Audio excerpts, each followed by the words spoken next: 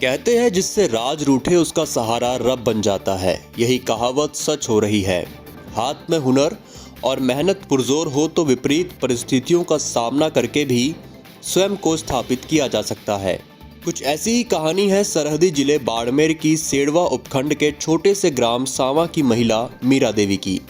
न खेती के लिए ज़मीन, न जीवन यापन के लिए कोई व्यवसाय, आर्थिक स्थिति भी ठीक नहीं कि कोई व्यवसाय शुरू कर सके। घर की जिम्मेदारियां, सामाजिक दबाव व इन सब के बावजूद भी हिम्मत नहीं हारी। अनेक प्रकार की आर्थिक समस्याओं का सामना करते हुए अपने हाथ का हुनर आजमाया और बचपन से सीखी काश्तकारी को अपने जीवन का जरिया बनाया, जो आज प्रदेश ही नहीं बल्कि पूरे देश में एक मिसाल के रूप में पेश हो रहा है। मीरा देवी के अथक परिश्रम से अन्य महिलाओं को भी व्यवसाय से जोड़ा तथा उन्हें काम सिखाकर आत्मनिर्भर बनाया और उनकी मेहनत का यह नतीजा है कि 500 से अधिक महिलाओं को रोजगार देकर उनके सपनों को पंख लगाए।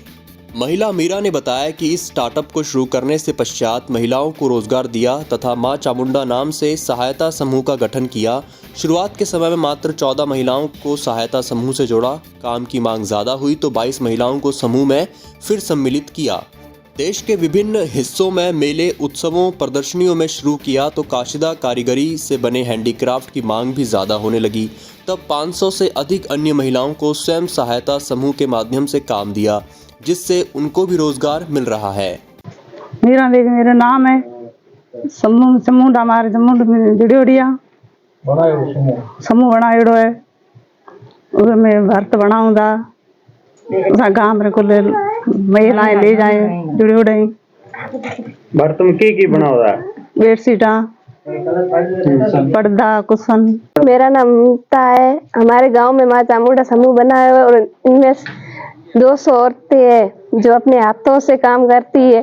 फिर हैंडीक्राफ्ट का काम करके हम बेड़ों बेचते हैं। इनमें रनर है, बेडशीट है, बैग्स है, ये सब हम बेड़ों बेचते और अलग अलग राज्यों में बेचते हैं। मीरा देवी के साथ सैकड़ों महिलाएं काश्तकारी के कार्य को कर रही हैं। उन्होंने बताया कि बेड कवर, कुशन कवर, मेज, posh, wall cotton, pending, bag सहित कई वर्क तैयार किए जाते हैं जो घरेलू उपयोग के लिए बेहद आकर्षक है। चेन्नई, मुंबई, दिल्ली, हरियाणा, केरल, बेंगलुरु, अहमदाबाद, मद्रास सहित अनेकों शहरों से काश्तकारी आइटम्स बेचकर वह आमदनी प्राप्त कर अपने सपनों को साकार कर रही हैं, जिससे रोजगार के लिए कहीं बाहर नहीं जाना पड़ता है। मीरा देवी ने कहा कि काश्तकारी कार्य में उनके देवर अमोलक जोगेश का काफ़ी सहयोग रहता है।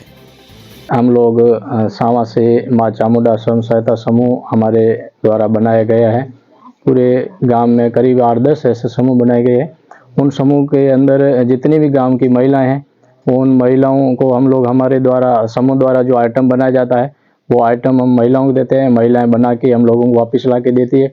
उसके बाद इसके अंदर आप देख सकते हो सारे प्रकार के वॉल हैंगिंग आइटम है, टेबल कवर है, टेबल रनर है, कुशन कवर है, बैग है, डाइनिंग टेबल का सेट है। इस प्रकार का डेकोरेशन आइटम है।